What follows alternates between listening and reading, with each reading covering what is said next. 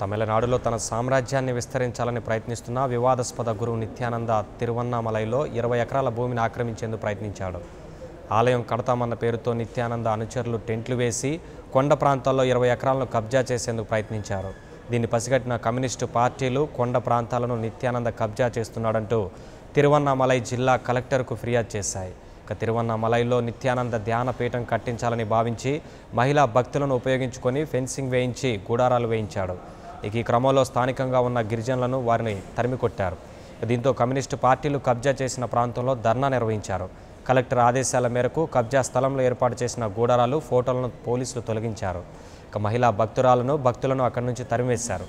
ఈ క్రమంలో నిత్యానంద భక్తులకు పోలీసులకు మధ్య తీవ్ర వాగ్వాదం చోటు చేసుకుంది. నిత్యానంద స్వామిపై ఇప్పటి వరకు రేప్, చీటింగ్ వంటి కేసులు నమోదు కాగా ఇప్పుడు భూ కబ్జా కేసు నమోదైంది.